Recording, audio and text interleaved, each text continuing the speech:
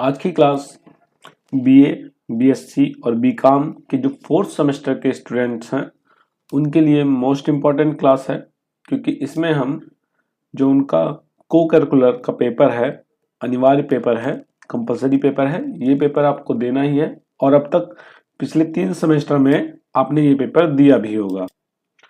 तो यहाँ पर हम उसी पेपर के सिलेबस की बात करेंगे, पेपर का नाम जानेंगे, सिलेबस में क्या क्या चीजें हैं इनको जानेंगे।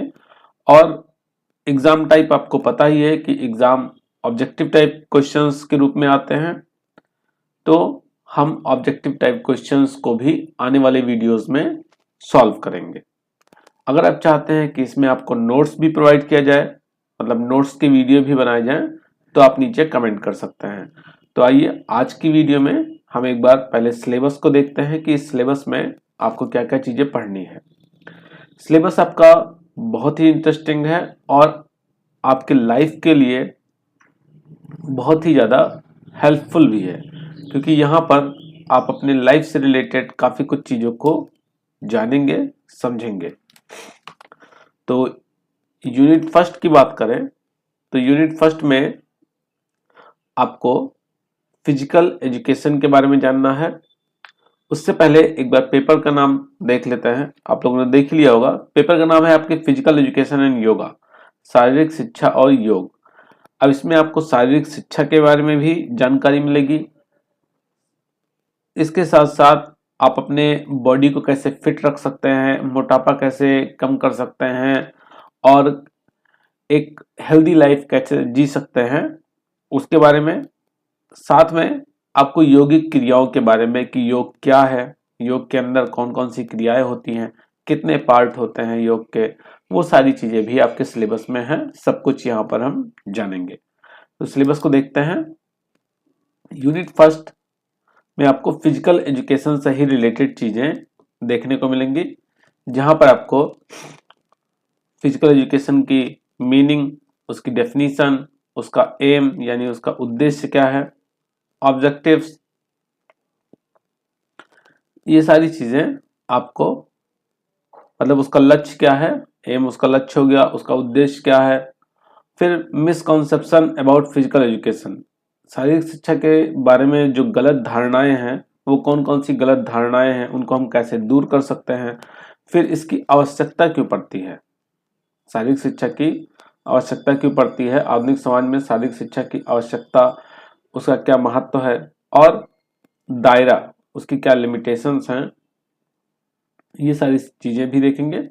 और स्वतंत्रता से पहले भारत में शारीरिक शिक्षा की क्या स्थिति थी, साथ ही साथ स्वतंत्रता के बाद भारत में शारीरिक शिक्षा का जो लेवल है उसमें कितना सुधार हुआ, क्या क्या चीजें हुई, ये सारी चीजें भी हमें फर्स्ट यूनिट में देखने को मिलेंगी।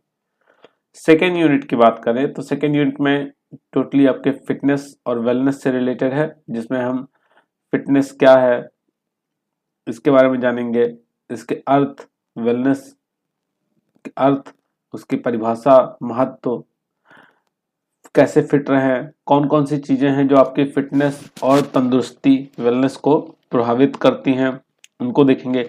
फिर आप अपने वेट को कैसे मैनेज कर सकते हैं, मोटापे का अर्थ क्या होता है और मोटापे के कारण क्या होते हैं, मोटापे को कैसे आप मैनेज कर सकते हैं, और मोटापा कैसे आपके स्वास्थ्य संबंधित समस्याएं खड़ा कर सकता है, वो सारी चीजें भी इसमें देखेंगे सेकेंड यूनिट में।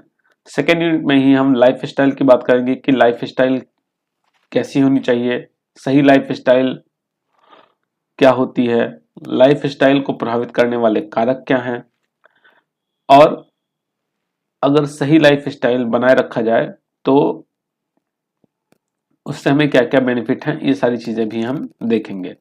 फिर आगे बात करें थर्ड यूनिट में, तो थर्ड यूनिट में हम योग और मेडिटेशन इनको देखेंगे कि योग और ध्यान क्या है, योग का ऐतिहासिक पहलू क्या है, मतलब योग की शुरुआत कहाँ से हुई, फिर योग की परिभाषा क्या है, योग के प्रकार कितने हैं, उसका कार्यक्षेत्र क्या है, और मानसिक स्वास्थ्य और मूल्य शिक्षा के साथ योग का क्या संबंध है।